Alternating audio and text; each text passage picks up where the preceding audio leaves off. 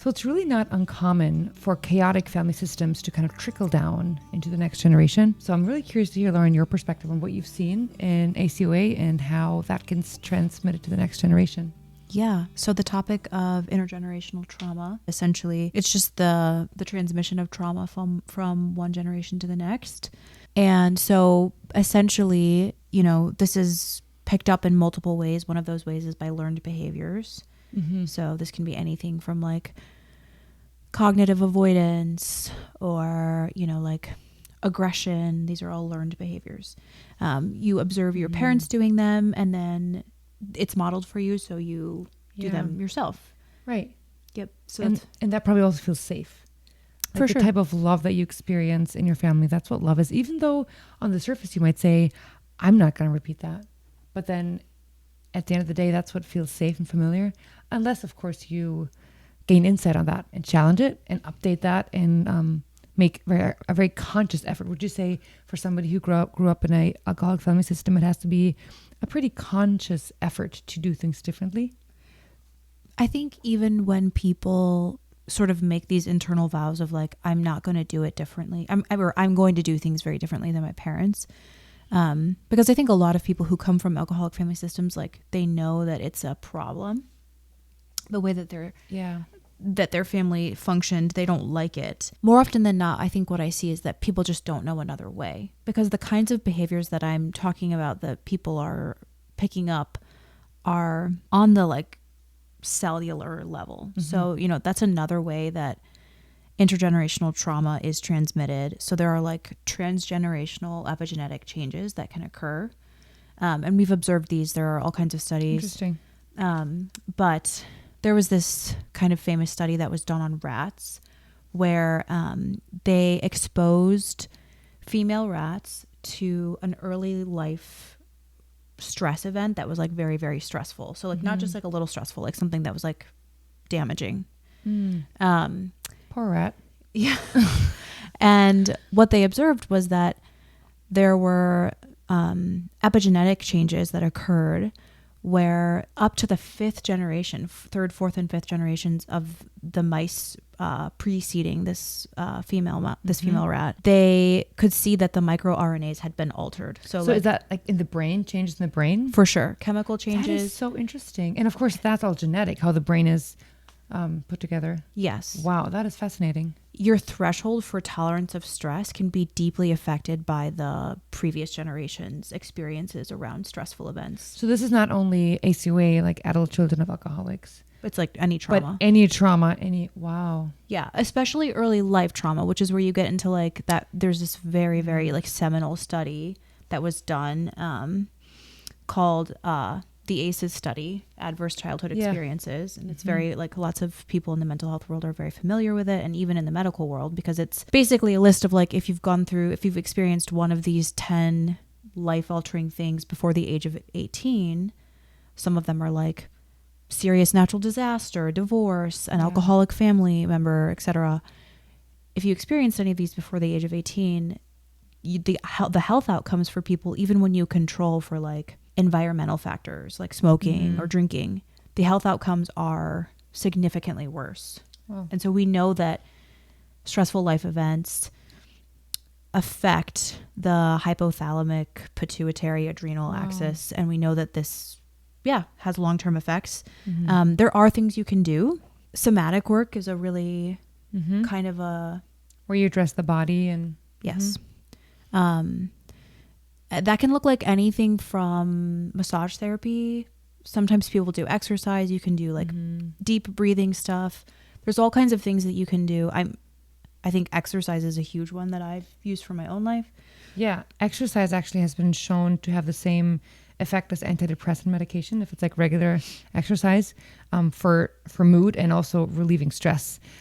So that's huge.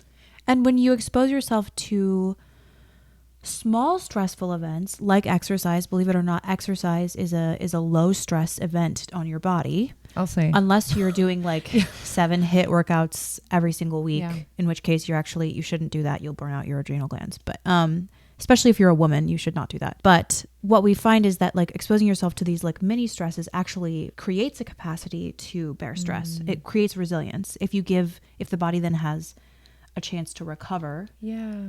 But when a being, mouse or human, is exposed to like a long-term chronic stress event, that's where you have these long-term negative health outcomes and epigenetic changes.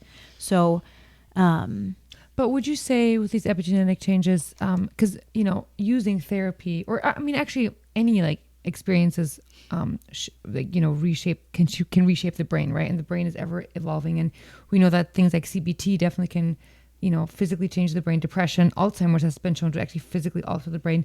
So would you say even with these epigenetic changes through therapy and healthy experiences, healing experiences, can the brain heal itself and go back to, you know, like change the epigenetic changes? Yes, I do think it can to a certain extent. Some of the changes that, you know, you can literally watch someone's brain chemistry change using cognitive behavioral therapy. You can watch a depressed brain become a normal brain just by practicing reframing your thoughts.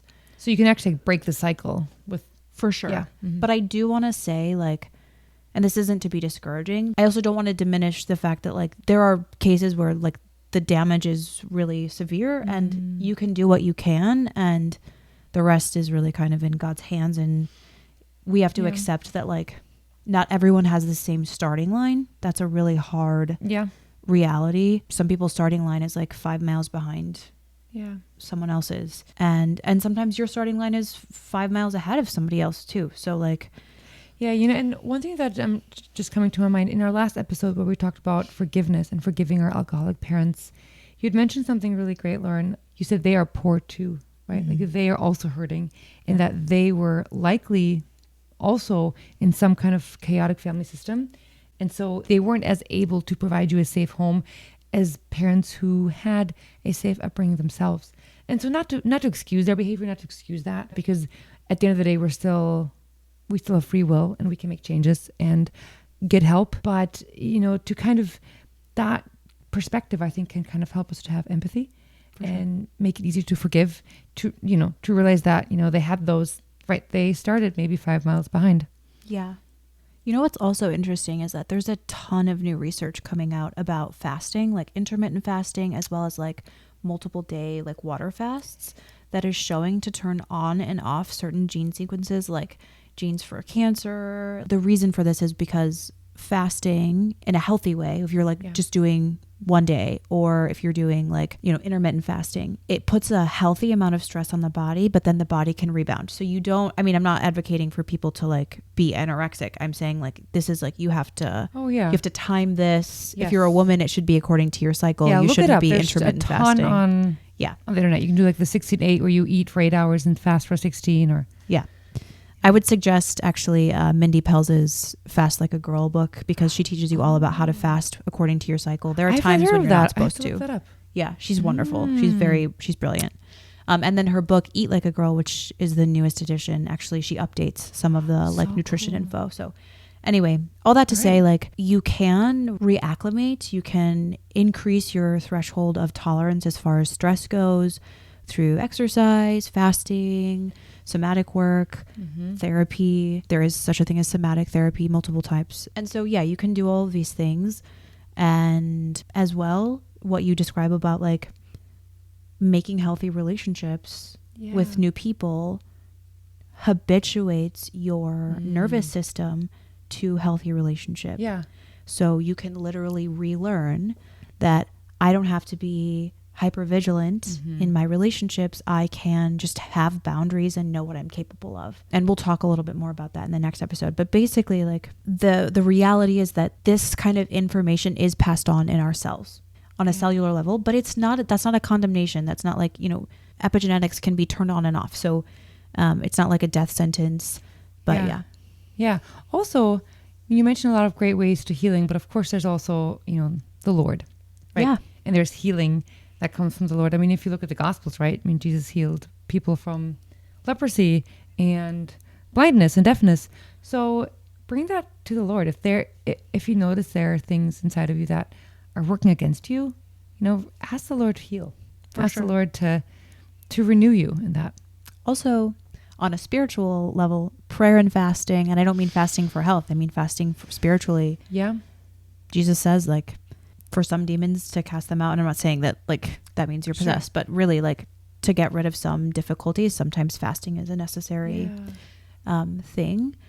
And that sort of leads into maybe just a couple notes on intergenerational healing ministry type stuff. It's a little bit of a complex issue, and I don't really want to get into the weeds of it, but basically, you know, as Catholics, dogmatically, we believe that the only sin that's transmuted through generations is the concept of original sin that's passed down from Adam and Eve, but it's not a moral culpability. There's not like a moral culpability for the fact that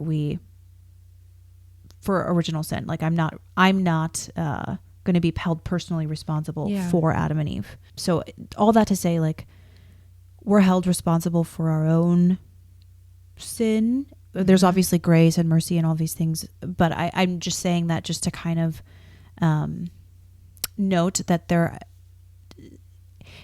may be misconceptions that, like, we're held responsible for the sins of other people in our previous generations, and that's roundly condemned by the magisterium. That's roundly condemned by the church. Dogmatically, we only believe that original sin is the thing that's passed down through the generations. So I just wanted to make a note of that in case that's a misconception that people have. Yeah. Also, watch our episode on how to honor father and mother and forgive your parents, because that, you know, could also maybe like heal some of forgiveness is huge. You know, because you then also, Lauren, you talked in that episode on the important step of accepting how you grew up and what, you know, what was done to you or what you experienced, which that inside that acceptance can also lead you to make changes and to choose differently if you have that insight. Very true. Yeah. As far as like therapeutic modalities for healing, do you have any that you would suggest for people who are struggling with any kind of intergenerational stuff? I mean, definitely insight-oriented work, I would say. So like the psychodynamic insight-oriented, to be able to uncover what are my automatic thoughts, what are my automatic behaviors, because we can't change and update them until we realize what our normal is, right? I think you were saying something about, you know, people who grew up in an alcoholic family system or any kind of chaotic, dysfunctional family system might not even know what is normal.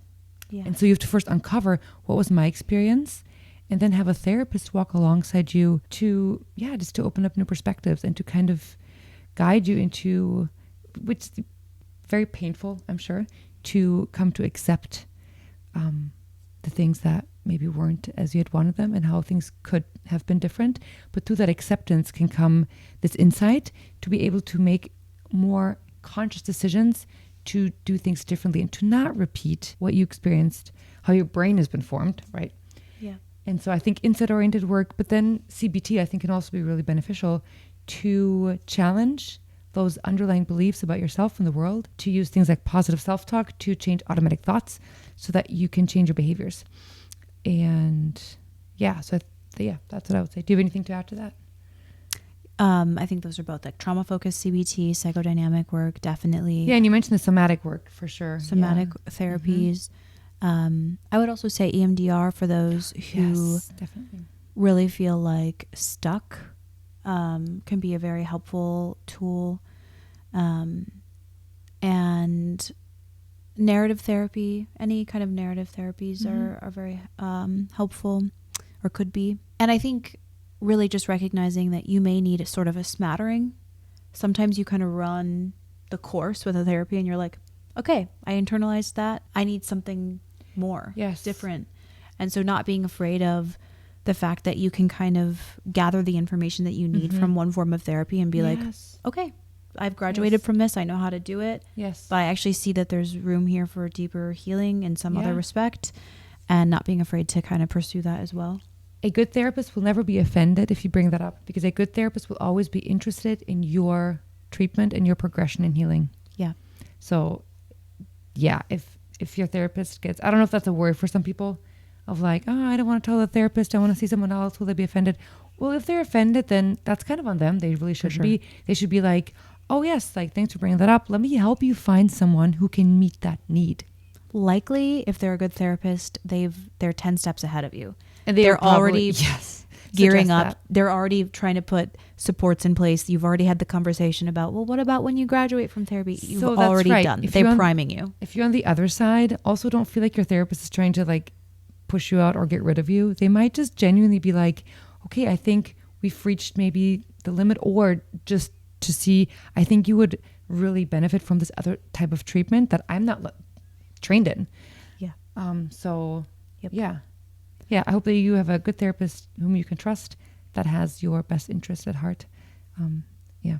Which, as I'm saying that, I wonder, as if you've grown up, in a dysfunctional family system, that might be really hard for you to trust that somebody else might be reliably have your best interest at heart. Mm-hmm. So even if it costs them something. So actually, then I would say to you, bring that up in therapy. If your therapist talks about like different therapies that you might want to try and you feel like they're trying to abandon you, bring that up.